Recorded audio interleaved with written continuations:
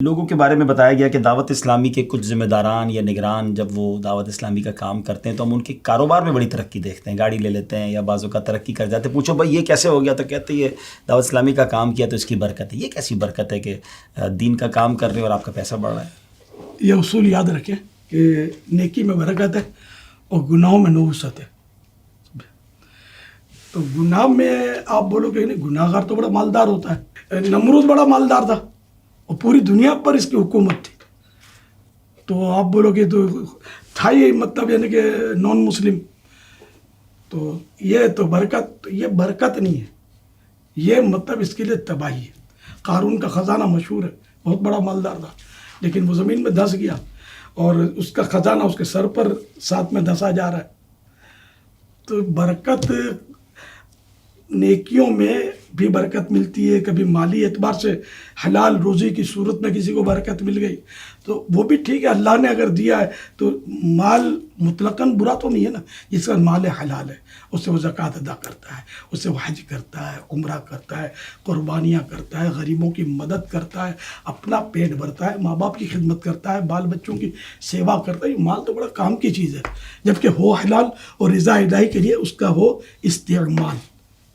باقی 2 نمبر کا مال تو پھر 2 نمبر کا وہ جہنم میں لے جائے گا، جیسے رشوت کا مال ہے یا چوری کا مال، یا مطلب یہ کہ جھوٹ بول کر دھوکہ دے کر جو کاروبار چمکاتے ہیں اپنا اور لوگوں کو دھوکہ دے کر جو مال حاصل کیا، ظاہر ہے وہ تو گناہ کے کام ہے اور یہ جہنم میں لے جانے والے کام ہیں۔ تو اگر کوئی مالدار ہو گیا ہے اتفاق سے تو سب تو مالدار نہیں ہوئے الحمدللہ۔ ویسے بھی میں تسلی کی لیے کروں، دعوت اسلامی کا ایک پورا نیٹ ورک ہے اور ایک سسٹم بنا ہوا ہے، اور جتنا بھی چندہ ہوتا ہے نا، چاہے 1 روپے کا چندہ بھی اگر کوئی بھی علاقہ کرے گا نا، اس کے لیے یہی سسٹم بنا ہوا ہے کہ وہ دعوت اسلامی کی مالیات کو جمع کروائے گا۔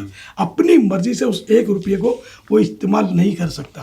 تو اگر کسی نے کر بھی لیا تو اس نے ایک تنظیمی قانون کی خلاف ورزی کی، اور اگر وہ 10 20 100 50 روپے اس طرح کر بھی گیا وہ تو مالدار تھوڑی ہو جائے گا۔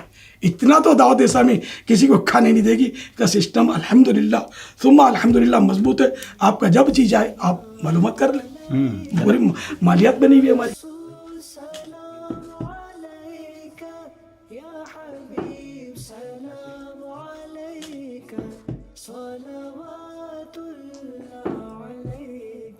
حضور یہ بات تو چلیں آپ نے کلیئر کر دی کہ دعوت اسلامی کا نیٹ ورک ہے اور حساب جو ہے وہ بڑا مضبوط ہے اور اس طرح کوئی چندہ نہیں کھا سکتا، لیکن کچھ لوگوں کو ہم نے دیکھا ہے بڑا آگے بڑھ کے چندہ کر رہے ہوتے ہیں، تو کچھ کمیشن دیتے ہیں آپ جو چندہ کرنے والے ہیں کہ بھائی اتنا پیسے لاؤ گے تو اتنے پیسے ملیں گے، تو شاید اس وجہ سے مالدار بن گئے ہوں کہ کروڑوں روپے جمع کیے تو لاکھوں مل جائیں گے؟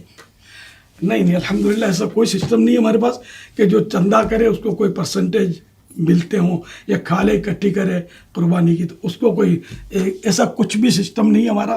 بس اللہ پاک اس کو نیکیاں دیتا ہے، واہ، اور جس کو نیکیاں دیتا ہے ہو سکتا ہے کہ کچھ اس کو دنیاوی طور پر بھی ترقی مل جائے، برکتیں مل جائیں کہ اپنے مطلب ایک آسان زندگی وہ گزار سکے، مگر ہم کچھ نہیں دیتے یعنی آپ اس طرح چندہ کرنے والے کو۔ یعنی آپ یہ ذہن دے رہے ہیں کہ کسی بھی مذہبی آدمی کو، مسجد کے امام صاحب ہیں یا کوئی نیک آدمی ہے یا مذہبی آدمی ہے، اگر اس نے گاڑی لے لی یا وہ حج پہ جا رہا ہے یا وہ کوئی اس نے خرچہ کیا تو اس پہ بدگمانی نہیں کرنی چاہیے؟ نہ میرے کو تو اعتراض ہوتا تھا کہ تم ہر سال حج کے پہ کیسے پہنچ جاتے ہو۔ میں نے جواب دیا اس کے، الحمدللہ مجھے اللہ کے بندے جو ہیں وہ دے دیتے ہیں پیسے، بلکہ ایسا بھی ہوتا ہے بعض اوقات کہ ایک سے زیادہ اسلامی بھائی بول رہے ہوتے ہیں کہ ہمارے پیسوں سے جاؤ، ہمارے پیسوں سے جاؤ، تو یہ اللہ نے ان کے دلوں میں عزت ڈالی ہے، اس نے زن ان کا۔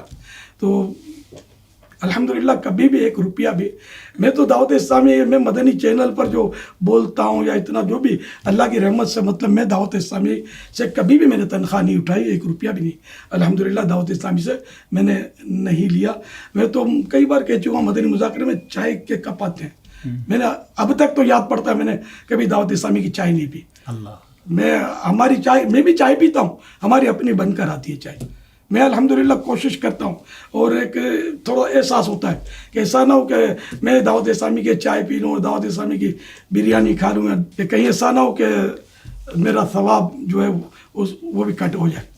تو اللہ کے لیے کرنا ہے تو کوشش یہی کرنی ہے کہ ہمیں دعوت اسلامی سے کوئی مالی فائدہ نہ ملے اور نہ لیا جائے۔ دعوت اسلامی میری ہے الحمدللہ، اور اپنی دکان سے کوئی تنخواہ لے گا، اپنے گھر سے کوئی تنخواہ لے گا، تو دعوت اسلامی تو میرا گھر ہے الحمدللہ۔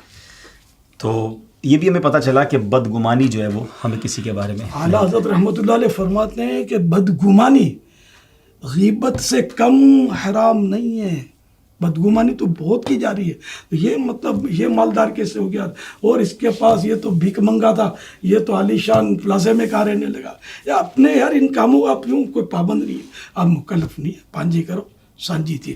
اردو میں ایک کہاوت ہے, یا شیخ اپنی اپنی دیکھ. ہمیں بس اللہ کو راضی کرنا ہے, اس کے حبیب صلی اللہ علیہ وسلم کو خوش کرنا ہے. تو یہ غور کرتے رہیں کہ یہاں ہم کیسے مقبول ہوں ان درباروں میں.